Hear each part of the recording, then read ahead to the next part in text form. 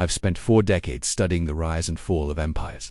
And if there's one lesson I've learned from examining Roman coin debasement, Spanish silver inflation, and British imperial overreach, it's this. Power doesn't always announce itself with marching armies and declarations of war. Sometimes it arrives quietly, dressed in the language of partnership, development, and mutual prosperity. The most effective form of control is the kind that makes the controlled believe they're making free choices. And nowhere is this principle more perfectly executed than in the architecture of modern sovereign debt. A system so elegantly designed that nations willingly surrender their independence while thanking their creditors for the opportunity. What we're witnessing today isn't new, it's the latest iteration of a financial playbook written centuries ago, refined through trial and error, and now operating at a scale that would make the merchant bankers of Renaissance Florence envious.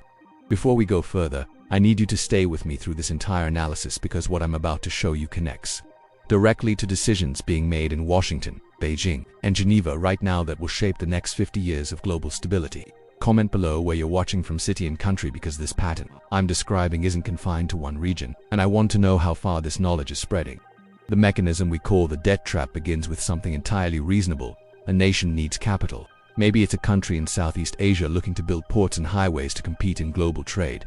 Perhaps it's an African nation seeking to modernize its electrical grid to attract foreign investment. Or it could be a Latin American government trying to fund social programs after years of political instability. The need is genuine, the ambitions legitimate, and the promises from international lenders sound perfectly sensible.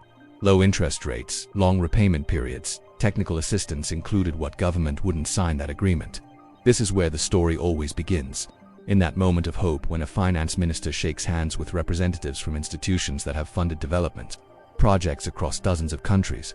But here's what I've learned from studying the Ottoman debt crisis of 1875, the Latin American meltdown of the 1980s, and the Asian financial contagion of 1997. The terms that sound generous in year 1 become a noose by year 10. Let me take you back to 1982, when Mexico's finance minister stood before international creditors and announced that his country could no longer service its external debt. This wasn't a minor economic hiccup, this was the beginning of what we now call the lost decade for Latin America. A period when living standards collapsed, currencies became worthless, and entire generations saw their futures evaporate. How did Mexico, a nation rich in oil reserves and human capital, arrive at this point? The answer lies in decisions made a decade earlier, when commodity prices were high, global interest rates were low, and American and European banks were flush with petrodollars from the OPEC oil crisis. These banks needed somewhere to deploy capital, and developing nations needed funds for infrastructure.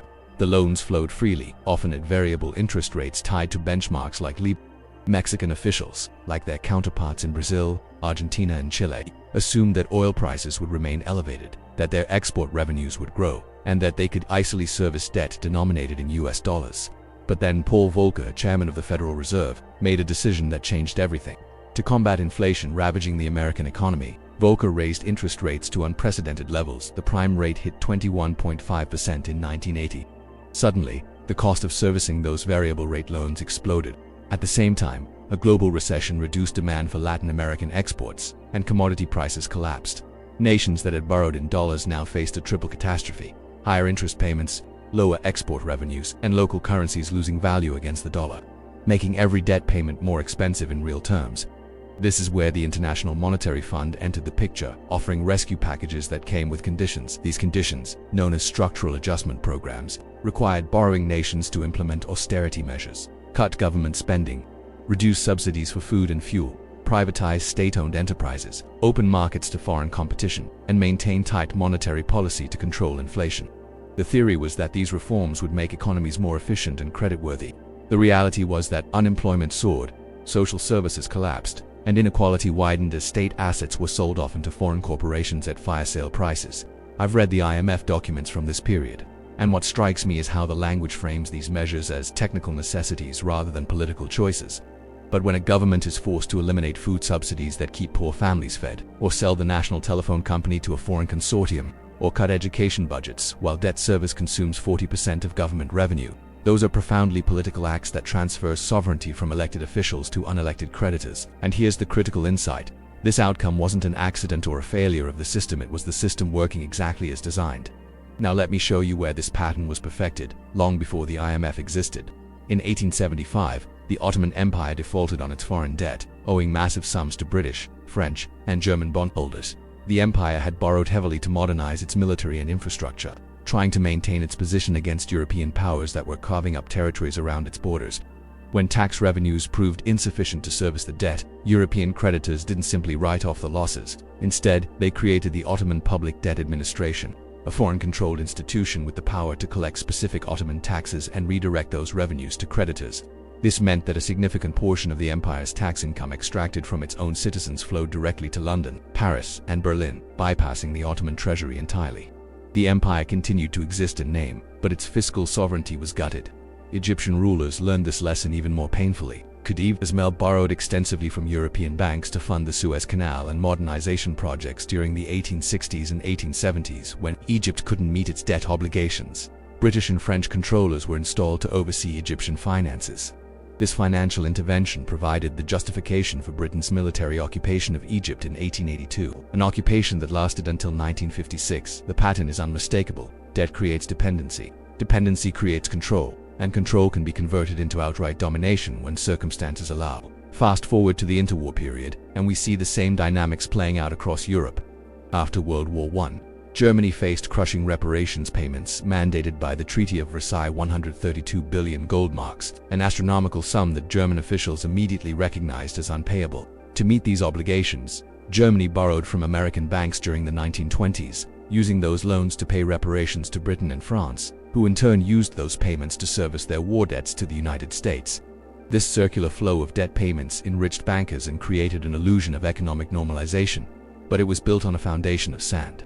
When the Great Depression hit and American capital stopped flowing to Germany, the entire structure collapsed. Austria's Creditans-Told Bank failed in 1931, sending shockwaves through European financial markets. The Austrian government, facing a choice between letting the bank fail and taking on its liabilities, chose the latter, converting private debt into sovereign debt overnight. This pattern, private speculation creating losses that governments then absorb, should sound familiar to anyone who watched the 2008 financial crisis, when American taxpayers bailed out banks that had made catastrophic bets on mortgage-backed securities. What's fascinating about the 1930s debt crisis is what happened next. By 1933, many European nations simply stopped paying their external debts and shifted to financing themselves through domestic bonds sold to local banks. Britain, which had tried to return to the gold standard at its pre-war parity through brutal austerity, finally abandoned that policy and implemented capital controls. Italy, Japan, and France experimented with financial repression, keeping interest rates artificially low and requiring domestic institutions to hold government debt. These weren't elegant solutions, but they allowed governments to regain some fiscal autonomy and direct resources toward domestic recovery rather than foreign creditors. The lesson here is crucial. Debt traps can be escaped, but only when governments are willing to challenge the assumption that creditor demands must always take precedence over the welfare of their own citizens. And that willingness requires something that's often in short supply: political courage and public support for short-term pain in exchange for long-term sovereignty. Now let's examine how this system operates in the 21st century, because the mechanisms have evolved even as the underlying logic remains unchanged. Consider Sri Lanka and the case of Hambantota Port, which has become a symbol of what critics call debt trap diplomacy. In 2007, Sri Lanka's government sought financing to build a deep-water port on its southern coast, a project with genuine strategic and economic value given the country's location along major shipping routes. The government first approached the United States and India for financing. Both declined. China, through its Export-Import Bank and later through Belt and Road Initiative funding, agreed to provide loans totaling over $1 billion. The terms seemed reasonable at first, but the project was plagued by feasibility issues. Hambantota was far from major population centers, and projections about shipping traffic proved wildly optimistic. The port operated at a loss, generating insufficient revenue to service the debt. By 2017, unable to meet its payment obligations, Sri Lanka agreed to a debt-for-equity swap in exchange for $1 billion in debt relief. China Merchants Port Holdings received a 99-year lease on the port and 15,000 acres of surrounding land for an industrial zone. Critics pointed to this as proof of predatory lending. China had allegedly extended loans it knew couldn't be repaid, with the strategic goal of acquiring control of the port all along. Chinese officials countered that Sri Lanka's own corruption and mismanagement were to blame, and that the debt-for-equity swap was a reasonable commercial solution to a debt problem. What's the truth? Probably somewhere in between. But what matters more than assigning blame is recognizing the structural dynamic. When debt is denominated in foreign currency and tied to projects that don't generate sufficient returns, borrowing nations face an impossible choice: default and face credit market isolation, or exchange assets for debt relief and surrender strategic resources. This isn't unique to Chinese lending. The IMF and World Bank have spent decades requiring privatization of state assets as conditions for debt relief, facilitating the transfer of utilities, telecommunications networks, mining rights, and oil fields from public to private or foreign control. The difference is that Western institutions frame these transfers as market reforms and efficiency improvements, while Chinese equity swaps are described as neo. Both achieve the same result, the conversion of sovereign debt into foreign ownership of strategic assets, and both rest on the same foundation, lending terms that borrowers struggle to meet, creating opportunities for creditors to extract concessions that go far beyond simple debt repayment. Here's where it gets even more interesting, and where American audiences need to pay close attention. Because the United States isn't just an observer of this system, it's a primary architect and beneficiary. The dollar's role as the global reserve currency means that most international debt is denominated in dollars. This gives the Federal Reserve enormous power because its interest rate decisions ripple across the entire global economy. When the Fed raises rates to manage domestic inflation, as it did in the early 1980s and again in 2022 to 2023, the cost of servicing dollar-denominated debt increases for every nation holding that debt. Emerging market currencies often depreciate against the dollar during these periods, making the real burden of debt even heavier. This isn't a conspiracy, it's simply how the system functions. But it's a system that privileges American economic priorities and transfers the adjustment costs to more vulnerable economies. Similarly, the IMF and World Bank, where the United States holds veto power over major decisions, have historically promoted policies that align with American strategic and commercial interests. Market liberalization that benefits U.S. exporters, privatization that creates opportunities for U.S. investors, and fiscal discipline that protects U.S. creditors. The question I keep returning to, after decades of studying imperial systems, is whether this arrangement serves America's long-term interests. Short-term, absolutely, American financial institutions profit from interest payments. American corporations gain access to privatized assets and open markets. And the dollar's dominance provides the United States with what French officials once called exorbitant privilege, the ability to finance deficits by printing the currency the world needs to hold. But long-term, a global financial system that generates instability, inequality, and resentment creates security challenges that eventually reach American shores. When debt crises trigger economic collapse, the results include political radicalization, state failure, refugee flows, and regional conflicts that demand American military and humanitarian intervention. We've seen this pattern repeatedly. Structural adjustment in Africa contributing to state weakness that terrorist groups exploit. Asian financial crisis generating political upheaval that altered regional alignments. Latin American debt burdens fueling populist movements that challenge U.S. influence. The costs of managing these consequences measured in military expenditures, aid programs, and diplomatic capital may well exceed the benefits extracted through the debt system itself. What makes this moment particularly precarious is that we're watching multiple debt crises unfold simultaneously. The COVID-19 pandemic decimated government revenues just as healthcare and social support spending skyrocketed. Developing nations that were already struggling with debt burdens suddenly faced impossible choices. By 2021, more than 40 countries were unable to fully service their external debt obligations. The Federal Reserve's subsequent interest rate increases to combat inflation made these situations worse, strengthening the dollar and increasing debt service costs. Sri Lanka's 2022 default and the political chaos that followed, protesters storming the presidential palace, the government collapsing, offered a preview of what happens when the debt trap snaps shut. Lebanon, Zambia, Ghana, Pakistan each faces its own version of this crisis, with slightly different details but the same underlying dynamic. Debt accumulated during optimistic times becoming unpayable when conditions change, forcing governments to choose between servicing creditors and serving citizens. And here's what keeps me up at night. We haven't yet seen the full consequences of these simultaneous crises because they're occurring in a geopolitical environment where great powers are competing for influence, making debt relief contingent on strategic alignments rather than economic rationality.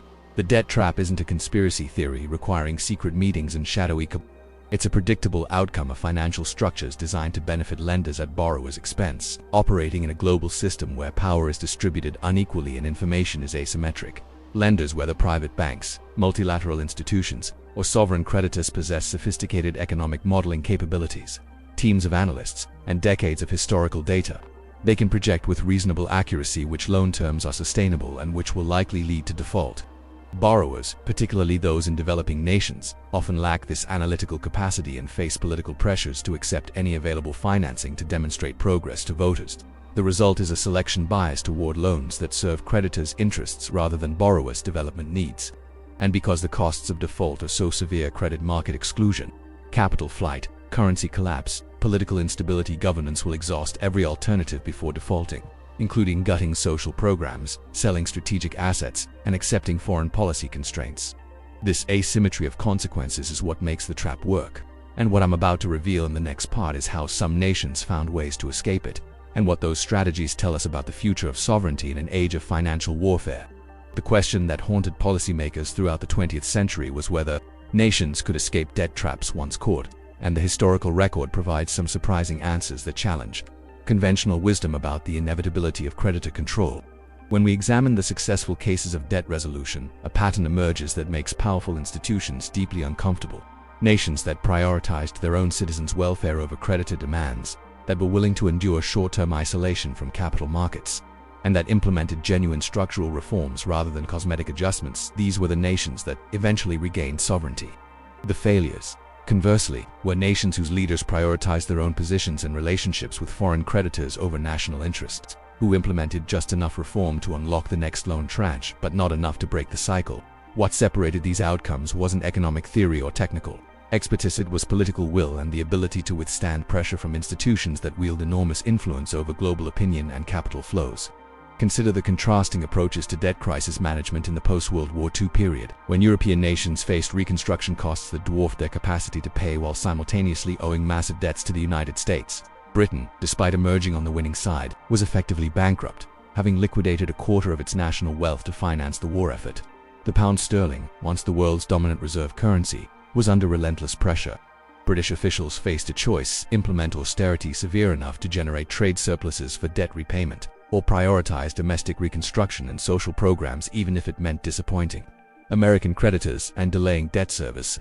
Under pressure from the United States, Britain initially chose the former path, attempting to restore the pound's convertibility and maintain debt payments. The result was economic stagnation and political crisis.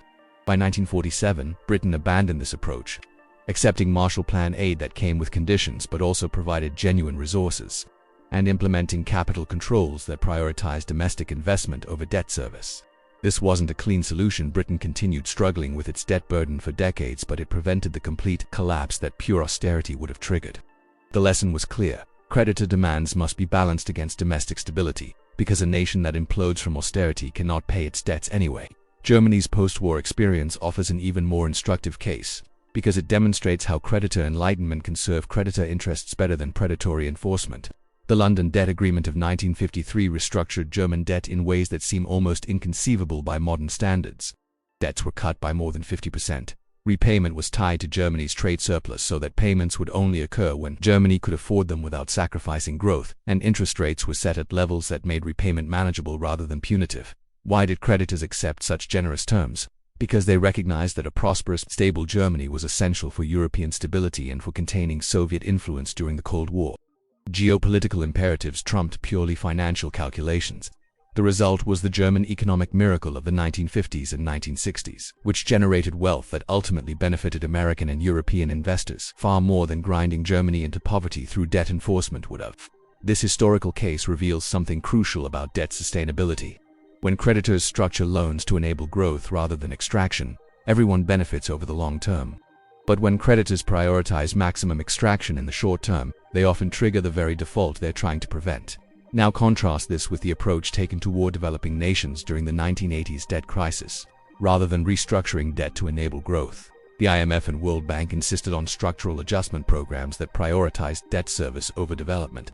The intellectual framework behind these programs assumed that developing nations were poor because of government inefficiency and market distortions, and that liberalization would unleash growth that would make debt sustainable. But this assumption ignored the historical reality that every developed nation, including the United States, had used protective tariffs, state investment in infrastructure, and subsidies for strategic industries during their own development phases, requiring developing nations to abandon these tools while simultaneously demanding that they service debt obligations created an impossible bind.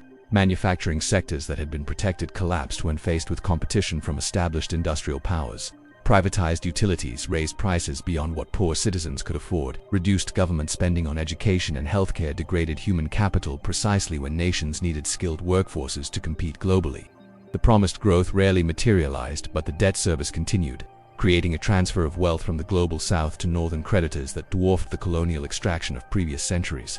What's remarkable about this period is how thoroughly the narrative was controlled by institutions that benefited from the system. Economists who questioned structural adjustment orthodoxy were marginalized as ideologues or nationalists. Countries that attempted heterodox approaches faced capital flight orchestrated by markets that punished any deviation from IMF-approved policies. Credit rating agencies, headquartered in New York and London and serving investor clients, downgraded nations that prioritized social spending over debt service, making future borrowing even more expensive and validating the very austerity they were supposedly objectively assessing. The circularity was perfect. Markets demanded austerity. Austerity created economic contraction. Contraction reduced revenues and made debt less sustainable, and worsening debt metrics justified even harsher austerity. Breaking this cycle required confronting the entire epistemic apparatus that defined what counted as responsible economic policy, and very few leaders had the political strength or intellectual independence to attempt it. But some did, and their experiences illuminate the possibilities and risks of resistance. When Malaysia's Prime Minister Mahathir Mohamad imposed capital controls during the 1997 Asian financial crisis, defying IMF recommendations to keep capital markets open, he was denounced by Western economists and financial journalists as reckless and authoritarian. The IMF predicted disaster. Instead, Malaysia's economy recovered faster than neighbors that had followed orthodox prescriptions, and the capital controls prevented the fire sale of Malaysian assets to foreign investors that occurred elsewhere in the region. Mahathir's vindication didn't lead to widespread adoption of his approach because the gatekeepers of economic orthodoxy simply ignored the evidence or attributed Malaysia's success to other factors. Similarly, when Iceland allowed its over-leveraged banks to fail in 2008 rather than socializing their losses, imposed capital controls, and prioritized domestic recovery over foreign creditor claims, conventional wisdom predicted decades of isolation from capital markets.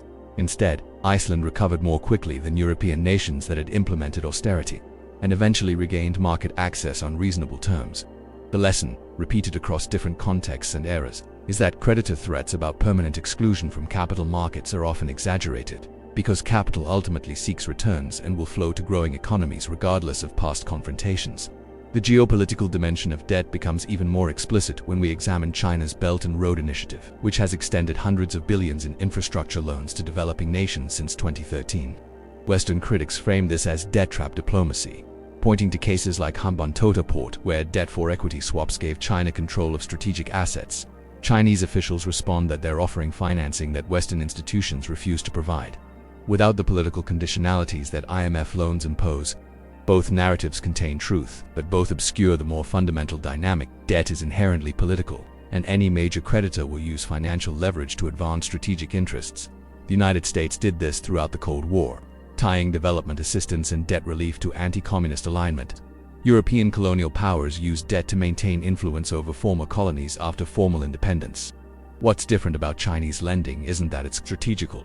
Lending at this scale is strategic, but that it challenges the institutional architecture that has channeled global capital flows according to Western priorities for the past 75 years.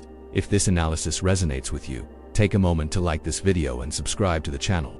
It helps this research reach more people who need to understand these patterns. Hit the notification bell so you don't miss the follow-up investigations I'm preparing on currency warfare and resource extraction. And comment below with your city and country, because I'm tracking how awareness of these financial mechanisms is spreading globally, and your participation helps map that diffusion.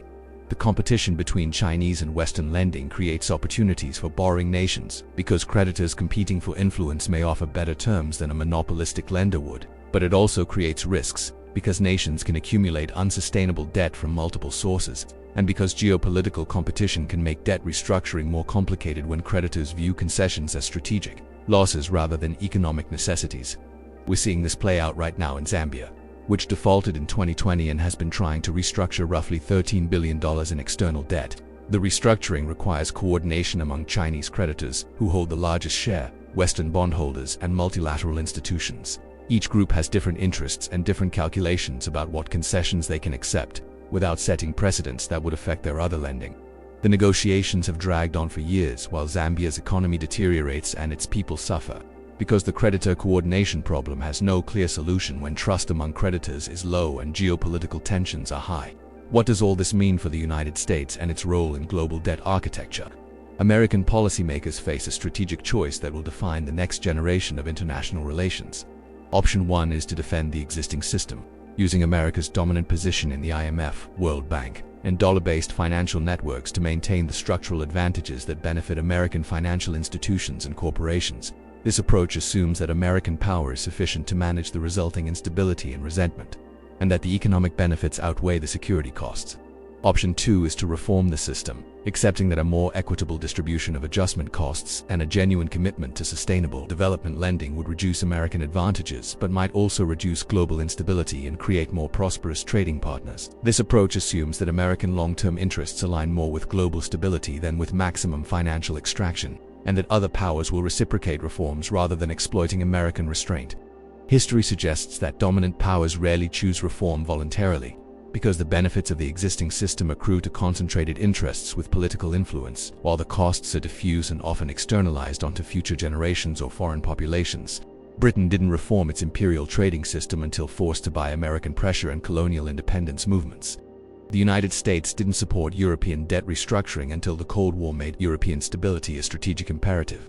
This pattern suggests that reform of the current debt architecture will require either a crisis severe enough to threaten systemic stability, or a geopolitical challenge significant enough to make reform strategically necessary. China's rise may provide that challenge, forcing American policymakers to offer developing nations better terms than they can get from Beijing. But this competitive dynamic could also trigger a race to the bottom, where both powers extend increasingly risky loans to maintain influence, creating the conditions for an even larger debt crisis in the future. The technical mechanisms of debt sustainability are well understood by economists. Debt service should consume a manageable percentage of government revenue. Debt should finance productive investments that generate returns exceeding borrowing costs, and debt should be denominated in local currency or hedged against exchange rate risk. The problem is that these technical criteria are subordinated to political imperatives. Lenders want to deploy capital and earn returns. Borrowers want to demonstrate progress to voters, and both sides have incentives to be overly optimistic about future revenue and growth. Financial intermediaries earn fees regardless of whether loans succeed or fail. Credit rating agencies are paid by issuers, creating conflicts of interest. International institutions face pressure to continue lending to avoid admitting that previous loans were mistakes. The result is a system that generates debt crises with predictable regularity, imposes enormous costs on vulnerable populations, and yet persists because the parties with power to reform it benefit from its continuation. Iceland's experience after the 2008 financial crisis deserves closer examination, because it violated every rule of orthodox crisis management and yet achieved better outcomes than nations that followed conventional advice. When Iceland's 3 largest banks collapsed under the weight of assets worth 10 times the country's GDP, the government faced a choice: absorb the bank's liabilities and impose austerity to service the resulting sovereign debt, or let the banks fail and protect domestic depositors while leaving foreign creditors to absorb losses. The IMF, the European Union, and the United States all pressured Iceland to socialize the banking losses. Iceland, a nation of only 320,000 people, refused. The government implemented capital controls to prevent currency collapse, restructured domestic mortgages to prevent mass foreclosures, maintained social spending despite the crisis, and told foreign creditors that Iceland would repay what it could afford, when it could afford it, but would not sacrifice its people's welfare to protect bank bondholders who had made risky investments. The international financial community predicted catastrophe. Instead, Iceland's economy contracted sharply in 2009, then rebounded strongly. By 2015, Iceland had lifted capital controls, regained market access, and achieved growth rates that made its crisis response look prescient rather than reckless. Why did Iceland's approach work when conventional wisdom said it couldn't? Several factors were crucial. Iceland's debt was largely private rather than sovereign, which gave the government more freedom to let banks fail without triggering sovereign default. Iceland had its own currency, allowing depreciation to restore competitiveness rather than requiring internal devaluation through wage cuts. Iceland's small homogeneous population and strong democratic institutions enabled collective sacrifice and maintained political stability despite the crisis. And perhaps most importantly, Iceland's government prioritized domestic legitimacy over international approval, calculating correctly that temporary isolation from capital markets was preferable to permanent social fragmentation. This last factor is the one that's most difficult to replicate in larger, more diverse nations where elite interests are more deeply tied to international capital and where domestic political fragmentation makes collective action harder to achieve. The Cyprus crisis of 2013 offered a darker version of financial crisis management, one that revealed how far creditor institutions were willing to go to avoid acknowledging systemic problems. When Cyprus's banks failed due to exposure to Greek debt and Russian money laundering, the Troika, the European Commission, European Central Bank, and IMF demanded that Cyprus implement a bail-in, seizing a portion of bank deposits to recapitalize the banks. This violated the previously sacrosanct principle that small depositors would always be protected. and it sent shockwaves through peripheral Eurozone nations where depositors suddenly realized that savings could be confiscated to pay for banking failures. The justification was that Cyprus had to contribute to its own rescue and couldn't expect European taxpayers to bear all costs. The reality was that European institutions wanted to avoid confronting the deeper problems in the Eurozone financial system, and Cyprus was small enough to be sacrificed without systemic consequences. The message was clear: when crisis comes, creditor institutions will protect core interests and impose maximum costs on peripheral populations. What unites these diverse cases from Ottoman debt administration to Icelandic bank failures is the fundamental tension between creditor rights and debtor sovereignty, between property claims and political legitimacy, between economic efficiency and social stability. Orthodox economics treats this as a technical problem with optimal solutions derivable from theory. But history reveals it as an irreducibly political problem where power determines outcomes more than efficiency calculations. The nations that successfully navigate debt crises are those whose leaders understand this reality and act accordingly, using whatever leverage they possess to negotiate outcomes that serve national interests rather than simply accepting the terms that creditors dictate. The nations that fail are those whose leaders internalize creditor ideology, who believe that market approval is more important than citizen welfare, or who personally benefit from arrangements that harm their nations. Looking forward, the debt architecture of the 21st century will be shaped by several emerging dynamics. Climate change is creating new categories of unpayable debt as nations face reconstruction, costs from extreme weather events, and need financing for adaptation and mitigation that may never generate cash returns. Digital currencies and alternative payment systems are challenging dollar dominance and creating possibilities for debt arrangements outside Western-controlled infrastructure. Demographic shifts are altering the political economy of debt as aging populations in creditor nations face their own sustainability challenges while young populations in debtor nations become increasingly unwilling to accept permanent subordination, and the breakdown of the post-Cold War consensus is creating space for alternative institutional arrangements that could either improve debt sustainability or fragment the global economy into competing blocks with incompatible financial systems. How the United States navigates these transitions will determine whether American power gradually declines through managed adjustment or collapses through crisis, and whether the global order that emerges is more equitable or more chaotic than what we have now. The debt trap isn't just a problem for poor nations, it's a mirror reflecting the values and priorities of the global system we've built. And the question of whether we can reform it is ultimately a question about whether we're capable of learning from history before history repeats itself in ways we can no longer control.